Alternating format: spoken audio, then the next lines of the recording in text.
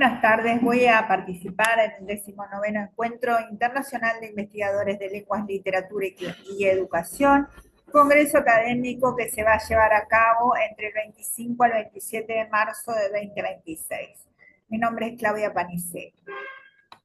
En esta ocasión voy a hablar sobre las marcas estilísticas en la poesía de Miguel Hernández.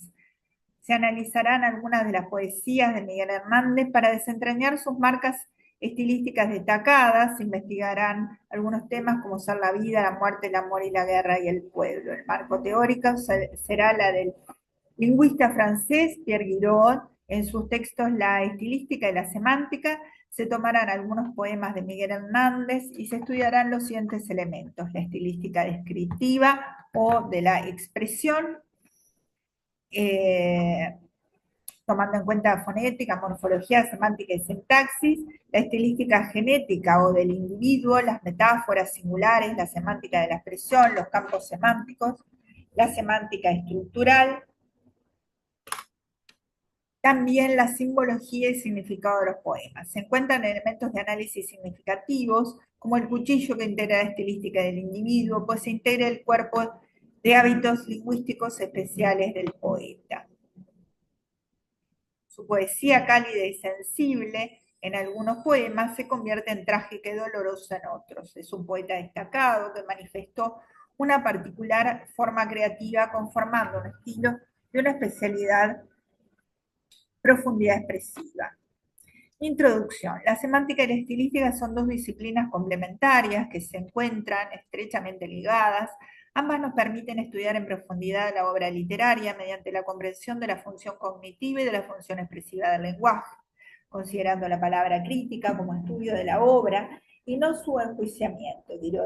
Define la estilística en primera instancia como un estudio de la expresión lingüística y el estilo como una manera de expresar el pensamiento por intermedio del lenguaje, considerando que la expresión del pensamiento es la utilización del léxico y las estructuras gramaticales.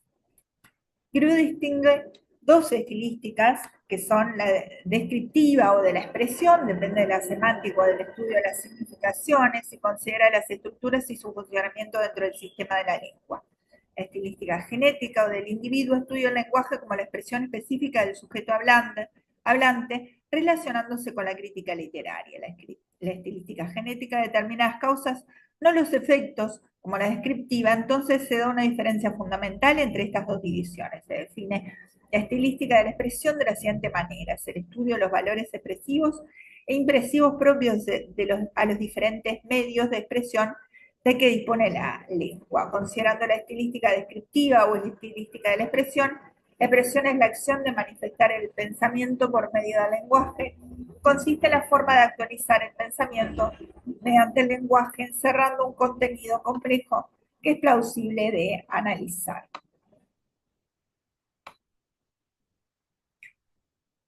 Desarrollo.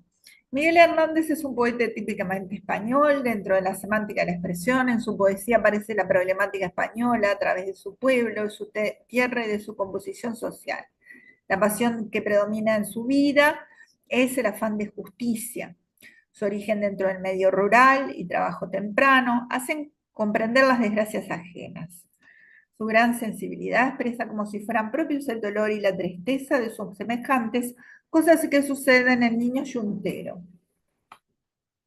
En este poema se pueden percibir las esferas de pensamiento que privilegian ciertos temas de Hernández: la pobreza, falta de alimento, el niño pequeño que ha nacido en la miseria. Están elaborados en el poema mediante esferas de pensamientos. El contenido semántico de las palabras: humillado, perseguido, yugo, trabajador, sudor, arar, jornalero, yuntero, connota la opresión como situación de vida. Con hondo dramatismo nos introduce en un mundo de la infancia, en la pobreza, infancia no vivida, que implica la opresión futura del hombre. Desde el comienzo hay una deshumanización de su persona al calificarlo metafóricamente como carne de yugo. Con un sentido polisémico, formando parte del arado y a la vez haciendo alusión figurada a la pensada carga que va a llevar toda su vida debido a su pertenencia económica. Hay una comparación cuantitativa de superioridad Ha nacido más humillado que bello, que remarca y enfatiza la inclinación del cuerpo en el momento de trabajar con relación con algo más superficial, el contenido semántico de la expresión, con el cuello perseguido por el yugo para el cuello, refleja la inclinación de la persona asociada a un animal, como si él soportara ese instrumento sobre el cuello para llevarle el arado, y ni siquiera para manejarlo, connotando la prisión o atadura que tiene por la sinécdoque el cuello. Se encuentra una comparación, nace como la herramienta a los golpes destinados, que realza por similitud entre el sujeto desinencial contextual del verbo en primera persona del singular, del presente del modo indicativo nace, él, el niño, comparado con la herramienta. Las similitudes son ser un objeto, ser usado, no ser libre, ser un bien de cambio, no poder optar por un destino, no poder estudiar, no poder salir de esa situación. Es decir, desde su nacimiento está predeterminado por una falta de poderes, una relación de reidificación o cosificación que lo aliena de sí mismo. No es libre, no es dueño de su destino, sino que se asimila a un objeto material y manejable, la herramienta. Hay una animación del arado que no se encuentra satisfecho o ni insatisfecho arado, pero a la vez se podría considerar un desplazamiento del sentimiento del que lo maneja, siendo entonces una metonimia. El inicio de la vida se encuentra signado por la paradoja del comienzo de su muerte. Empieza a vivir y empieza a morir, emparejando como si fueran los animales que llevan el yugo a su madre con él, levantando la corteza de la madre con la yuga.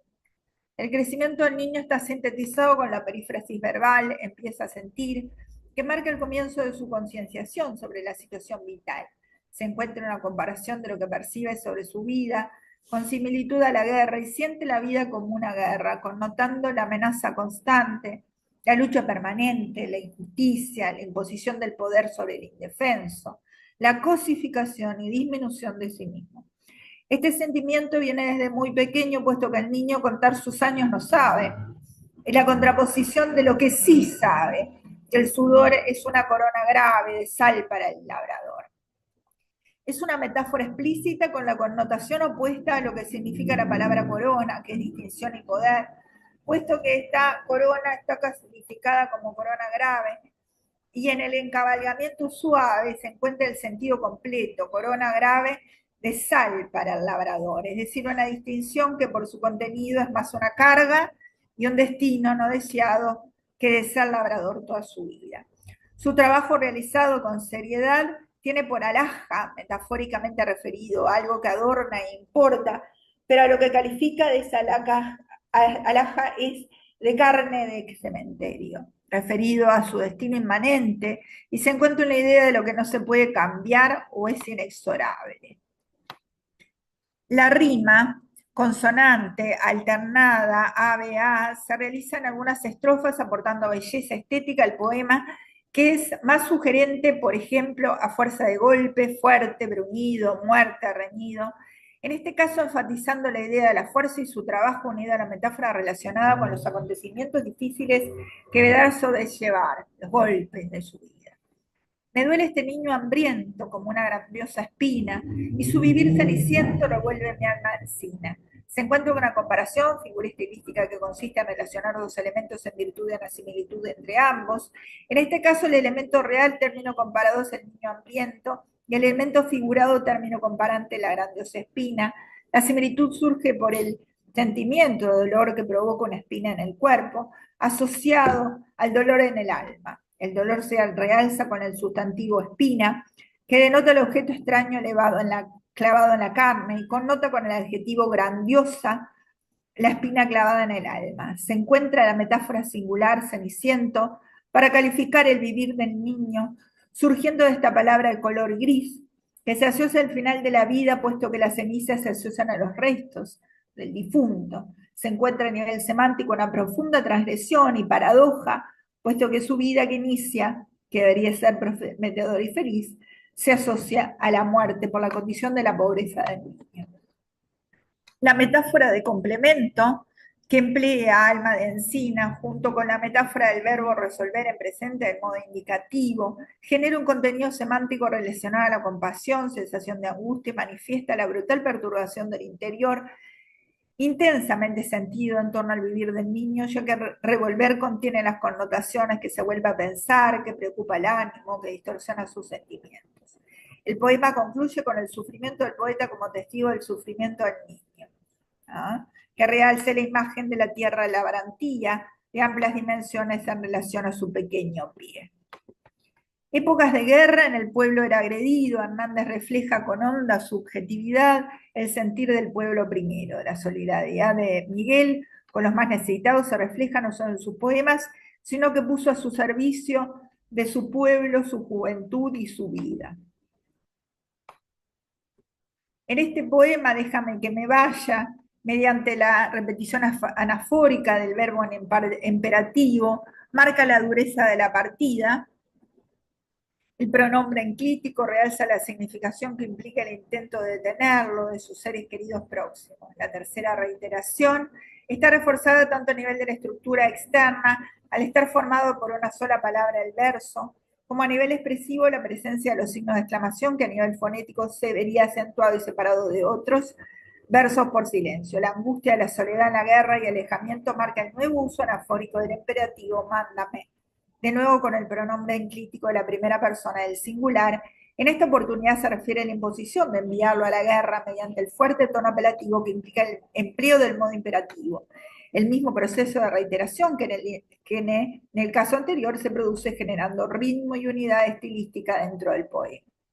El campo semántico de la guerra queda configurado por el uso de los sustantivos, balas, trinchera, y asocia la distancia del dolor de los afectos dejados. Blanca hermana y novia morena, se genera una contraposición cromática implícita que provoca la imagen visual asociada a la piel distinta de los afectos. La reiteración en el imperativo mándamo se refiere ahora a besos y cartas. Dentro de la estilística de la expresión se encuentra la fonética de la expresión. El pensamiento nunca es puro ni abstracto, sino que se puede analizar en diferentes planos. En el plano fonético, la expresión se puede dividir en los siguientes planos: sonidos, acentos y entonación. En este sentido, dice el intelectual cubano Marinello, autor del prólogo de lector de poesía, que, abro cita, su voz era velada y ronca, dándole mejor entendimiento al enérgico relieve del poema. Allí el estilo no era el hombre, sino que el hombre era el estilo. El estilo así considerado estaría en el plano de la fonética de la expresión, se incluiría en la fonología apelativa que estudia las variaciones fonéticas en relación con la impresión del auditor. Hay otro poema entonces que es Guerra, en el único sustantivo plural usado en el poema son los pueblos. No es frecuente, pues en general se hace referencia al pueblo en singular. Desde el punto de vista de la estilística de la expresión es importante considerarlo porque surge la consideración de los pueblos en guerra y no solo el pueblo español, engloba a todos los pueblos. Sin embargo, en el singular mujer comprende a la mujer en su categoría general mediante el sustantivo genérico. A nivel de la semántica de la expresión, la presencia de la imagen del ataúd en el poema predomina generando una relación directa entre la guerra y la muerte. ¿Ya? Se encuentra la comparación de la mujer con un leño, siendo el término comparante masculino y el comparado femenino. La similitud se encuentra en la quietud, reforzada por el encabalgamiento suave. Se connota la soledad, inmovilidad, dolor, falta de vida, resecamiento. Elección eficaz del sustantivo leño asociado al campo semántico de el árbol solo y seco. En lo que corresponde a la sintaxis de la expresión, este poema no tiene ningún verbo, siendo en este punto muy significativo. Y la pregunta retórica, ¿y la juventud? Se refiere a dónde está, asociado al tópico clásico, ubi sunt, y la respuesta surge también con la elipsis del verbo estar, omitido, el ataúd. También en el verso, el árbol solo y seco, podríamos entender la elipsis del verbo estar que realza más la imagen del árbol en su doble condición de la soledad y la resequedad. La metáfora del cuchillo en Miller Hernández estaría dentro de la estilística del individuo, en otros poemas también ha usado este tipo de elementos, y en el poema de un dolor de cuchillada que anticipa el dolor de la cuchillada real, con ese pretérito imperativo del pretérito imperfecto del modo indicativo, esperaba. Además, puñales está relacionado al mismo campo semántico. El cuchillo es símbolo y la encarnación de la palabra poética de esa amenaza fatídica que se yergue sobre la vida del poeta, dice Cano Ballesta. Según el diccionario de símbolos, el cuchillo está asociado también a la inversión de la espada, al asociado a las ideas de venganza y muerte, pero también del sacrificio. Está realzado por la imagen del ala, que significa dulce y homicida. El ala sería una metáfora que remite a la relación de apariencia entre un ala del pájaro y la parte superior del cuchillo. La calificación como dulce implica una antítesis, una contraposición de la idea del cuchillo que parece indicar la fascinación de este riesgo amenazante. El vuelo realza la imagen a la ala ligada a un pájaro y el brillo connota el peligro alrededor de su vida. A nivel de la semántica de la expresión, es posible estudiar en la obra de este poeta el empleo de campos semánticos que configuran el sentido de cada poema, como en este poema La ausencia, donde hay una anáfora y se refiere a la campo semántico de la desolación, tristeza y la melancolía. Este sustantivo es abstracto y se relaciona en los 4 sentidos de visto, oído, olfato, y faltaría el gusto. Lo que llama socio interanimación, la interanimación del léxico, en donde cada palabra es el centro de una constelación asociativa. En lo que es el poema La caída del sediento, se encuentra y está dada por las palabras en una constelación asociativa. La palabra desierto está relacionada por su contenido de arena, mundo abrasador, con calcinado sol. El sustantivo sed está relacionado por su contenido a beber, boca, oasis. Se encuentra una metáfora explícita con omisión del artículo y elipsis. Es significativa la inversión del símbolo del fuego a la pasión, mundo abrasador, que enfatiza la distancia entre los dos cuerpos en vez de su acercamiento, puesto que dice mundo abrasador de tu cuerpo. El campo semántico ligado a las brasas tiene un sentido negativo y de incompletitud, y a calcinar es el sinónimo de abrazar, incinerar, carbonizar. Se enfatiza de esta forma la separación entre ambos en vez de su unión. Viró se refiere a los campos asociativos, haciendo mención a campos asociativos de Viró, que se refieren a la expresión de los hechos de la sensibilidad mediante el lenguaje y la acción de los hechos del lenguaje sobre la sensibilidad. En el poema Sonreír, con la tristeza, con la alegre tristeza del olvido, este soneto ejemplifica la expresión del lenguaje desde el punto de vista afectivo. Se encuentra un oxímoron, figura que consiste en una violenta contraposición de dos términos que se complementan desde el punto de vista sintáctico, pero se oponen desde el punto de vista semántico. Alegre tristeza. El adjetivo alegre se contrapone y excluye al sustantivo tristeza, siendo el poema relacionado al olvido. Se mantiene en el mismo campo asociativo, en alegre y triste realidad. En este caso, los dos sustantivos se unen por medio de la conjunción copulativa, pero se separan desde el punto de vista semántico, constituyendo una antítesis, puesto que implica la posición semántica de dos sentimientos, en este caso asociados a la vanidad de ser vivo. Sonreír es un verbo que hace pensar en alegría y se asocia en el mismo campo semántico. Sonriamos, primera persona del plural, sonrisa, empleado en 3 oportunidades. Palabras todas empleadas en el poema. En antítesis, tristeza, hace pensar en triste, sombría, que se unen imágenes de tempestades y abismo. Induce a pensar en la inestabilidad relacionada de los fenómenos naturales. Luz, día, diurna representan la claridad y los valores positivos, mientras que tempestades, abismos, etcétera, valor negativo. La sonrisa es tan clara y tan sombría. De nuevo, la oposición en antítesis reforzada por el verbo tan, reiterado en el contraste cromático, en este caso de la imagen visual de la sonrisa. Conclusiones. Miguel Hernández es un poeta que elabora su poesía de forma racional y metódica, con un estilo cuidado, y se analizaron campos semánticos y antítesis de gran significación. Se realizó un estudio intrasistémico que evidenció una lógica del lenguaje ligada a sus especiales marcas estilísticas. El estilo de Miguel Hernández dentro de los poemas estudiados se destaca por ciertas marcas analizadas arriba, tanto la aplicación de la estilística de la expresión como la estilística del individuo, de la teoría de Girod, que aporta elementos muy significativos para la mejor comprensión de la obra.